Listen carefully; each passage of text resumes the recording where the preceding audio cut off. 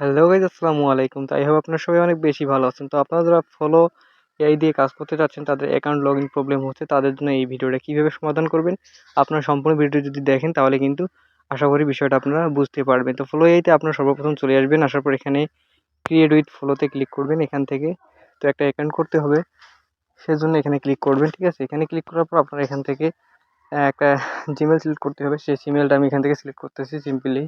তো আমি একটা এখান থেকে জিমেল সিলেক্ট করলাম। তো আপনাদের একটা জিমেল সিলেক্ট করবেন। তো আমি এখান থেকে একটা জিমেল সিলেক্ট করলাম আর কি। তো জিমেলটাকে সিলেক্ট করার পর এখানে ফ্লো এআই থেকে একটা অ্যাকাউন্ট ক্রিয়েট হয়ে যাচ্ছে দেখেন। তো এখানে যখন আমরা ক্লিক করবো দেখেন, এই যে নিউ প্রজেক্টে ক্লিক করার সাথে সাথে কিন্তু এই যে একটা অপশন চলে আসে, পপ আপ চলে আসছে। এখান থেকে পপ আপ দুইটাতে আমরা টিকমার্ক দিয়ে নেক্সট করে দেবো। নেক্সট করে দেওয়ার পর এখানে কিন্তু আমরা কন্টিনিউ অপশনটা পাচ্ছি না। তো আপনারা এখানে মাঝখানে যে টেক্সটগুলো আছে সেগুলো স্ক্রল করবেন, নিচের দিকে চলে যাবেন একদম।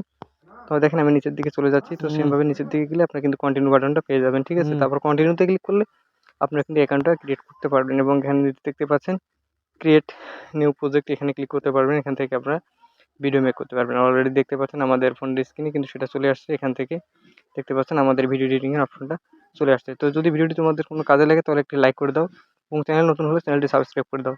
তো ভিডিওটি এতক্ষণ পর্যন্ত দেখার জন্য আপনাদের সবাইকে ধন্যবাদ।